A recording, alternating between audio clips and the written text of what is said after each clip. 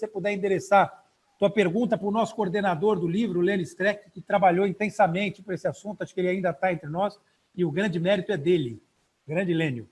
Sensacional. Obrigado, Marco Aurélio de Carvalho. É uma satisfação muito grande participar dessa super, mega live. Pessoal, eu estou monitorando aqui, porque é cacuete de youtuber, né? Estou monitorando aqui a reação do público, a audiência. Então, é espetacular. O pré-roll, vou falar primeiro, rapidamente do pré-roll.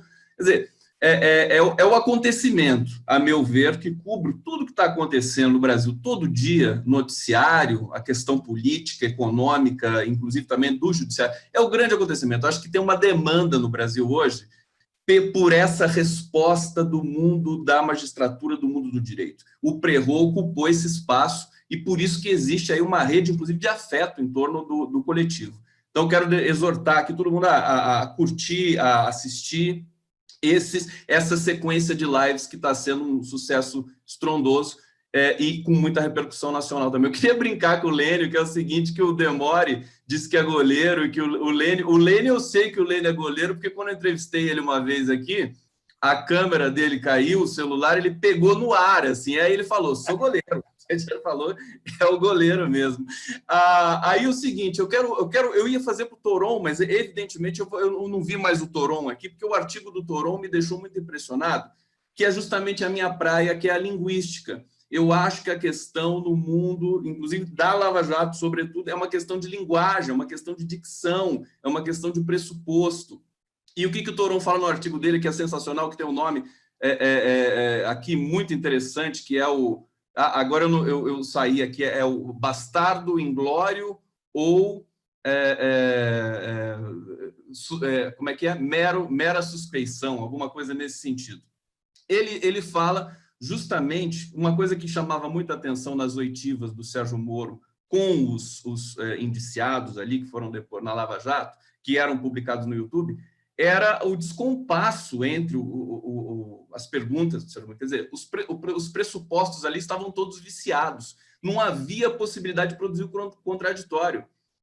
Quando você tem na pressuposição, isso é linguístico, isso é semântico, né? Quando você tem na pressuposição já a certeza da condenação daquele indivíduo que está ali, do sujeito que está prestando depoimento, você contamina completamente a possibilidade de produzir o contraditório. Haja vista a quantidade de constrangimentos que foram notadas nessas oitivas.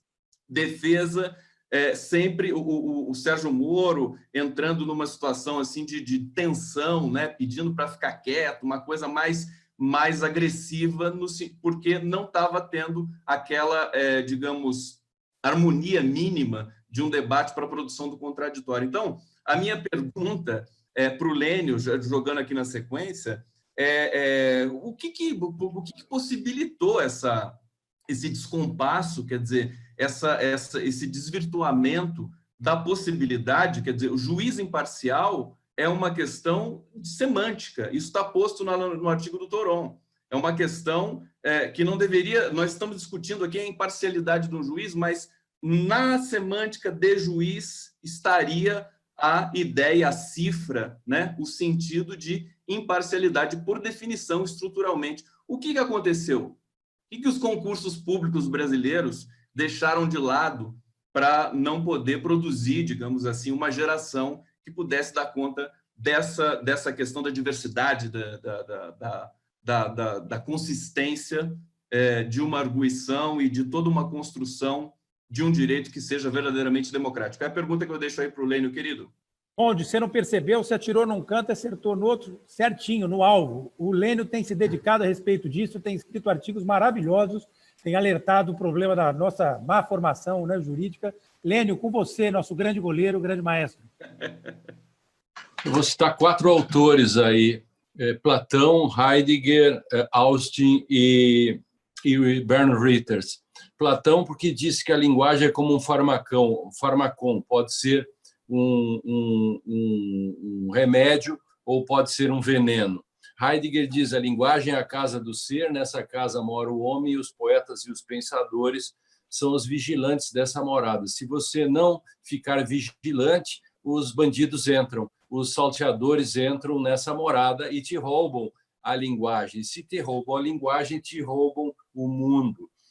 O John Austin, o linguista que você conhece, diz que tem linguagem locucionária, ilocucionária e perlocucionária. A Lava Jato usou a linguagem perlocucionária, a linguagem pela qual você arranca um cigarro e as pessoas logo te dão fogo. Ou você diz, alguém tem fogo, e as pessoas te oferecem o fogo e o cigarro. Ou seja, você acabou de construir coisas. Como construir coisas com palavras? John Austin. Quer dizer, toda essa discussão mostrando como que a linguagem atua. E aí, nesse caso específico, para ser bem rápido,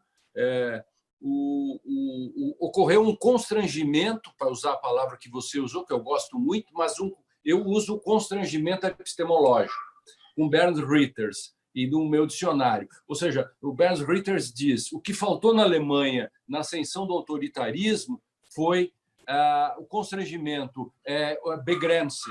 O livro dele chama de Unbegrenzte Auslegung. Faltou a Begrenze, a limitação. Não houve e eles subiram. Aqui no Brasil houve, a Lava Jato usou um constrangimento anti-epistemológico. E ele evitou, a partir de todo o instrumento linguístico, etc., e a linguagem e a violência simbólica da linguagem, que se formasse. Ou seja, eles formaram um imaginário.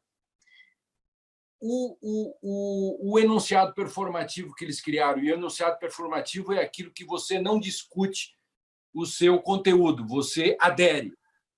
Então, nesse sentido, eles criaram esse enunciado performativo, Lava Jato, ou seja, a maior roubalheira dos últimos anos. E tudo depois era deduzido disso e o sentido saía univocamente de acordo. Então, eles criavam um constrangimento anti-epistemológico para evitar que você resistisse. E ele disse, acho que essa é uma outra questão que nós devemos olhar com muito cuidado. Certamente esse tema preocupa, essa cooperação informal entre autoridades. Nós já vimos algumas notícias referentes, por exemplo, a também cooperação informal com autoridades suíças. Nós vimos, inclusive, que o procurador-geral suíço sofreu sanções por conta disto, né? Passou a ser investigado por conta desse tipo de trabalho informal. Então, isto precisa ser olhado. Mas eu queria colocar isto, talvez, num contexto mais amplo. Eu acho que todos esses episódios... Ainda ontem, eu participava de uma live com o governador Flávio Dino, e ele disse, é quase caricatural que o Procurador-Geral da República tenha que ir ao Supremo para ter acesso a documentos da Lava Jato em Curitiba, né? É o Brasil, no Brasil, o rabo abanando o cachorro. De fato, o direito ao sigilo e o direito ao acesso aos documentos é da instituição, não é? É da Procuradoria-Geral, não é? E não de determinadas pessoas. Mas veja a que ponto nós chegamos. Então, a mim me parece, e aí eu acho que me parece claro, que vários problemas que estão sendo apontados, e até o uso do cargo para eventual retaliação, mostra que nós temos um grave problema de governança. A ideia, e você, Lênio, que foi do Ministério Público, sabe muito bem, o princípio da independência, da autonomia, também é um princípio institucional importante que tem que estar associado à ideia da unidade da instituição.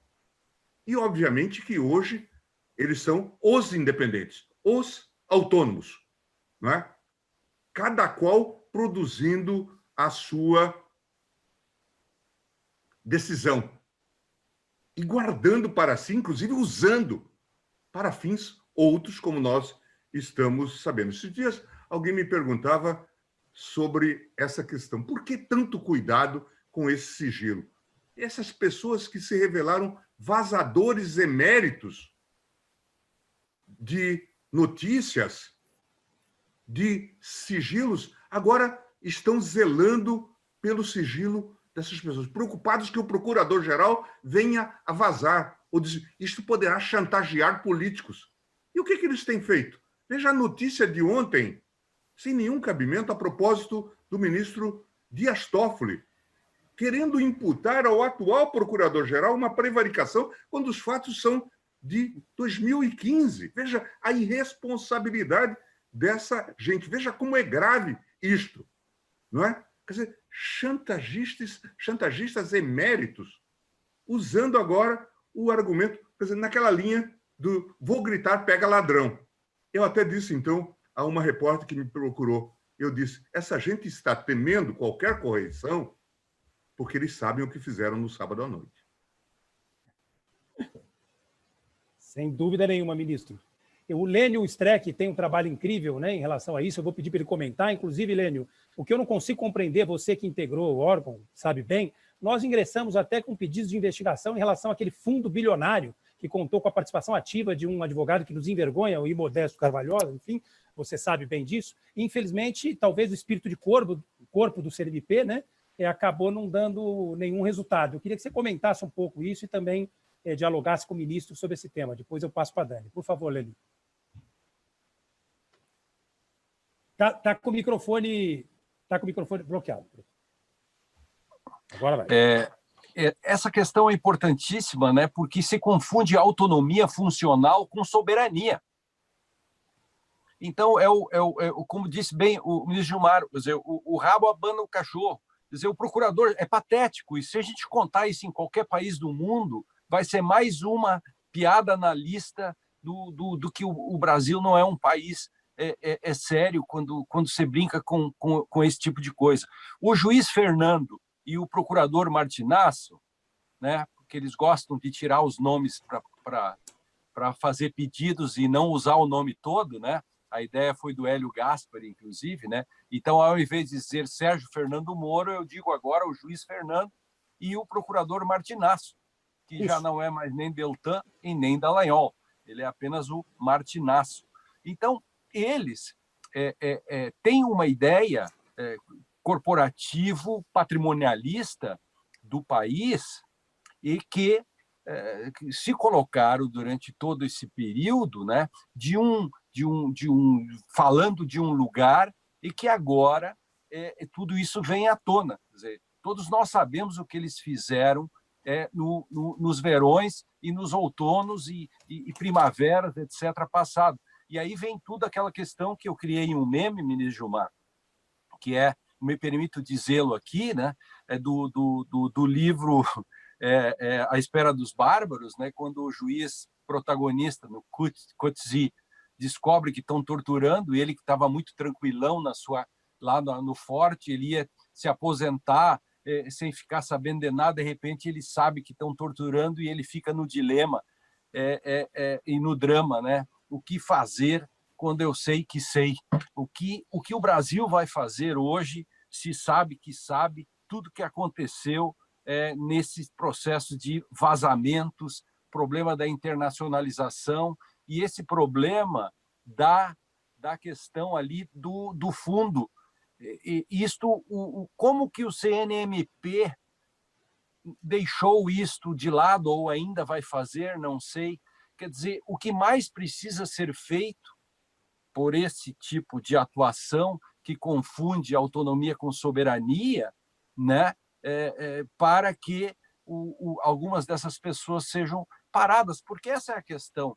Quem vai colocar o sino no pescoço do gato? Quer dizer, nós sabemos a solução, mas há sempre uma série de problemas. E nós fomos deixando isto acontecer, começando lá no início, 2014, 15, eu fiz até um debate com o juiz Fernando na época, e nunca debati com o Martinasso até hoje, mas mostrando sempre, anos e anos, do ovo da serpente que estava se formando.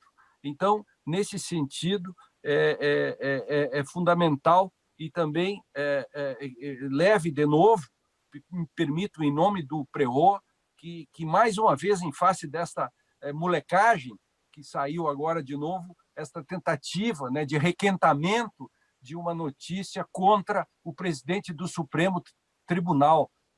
E que isso é uma coisa que é fantástica, né?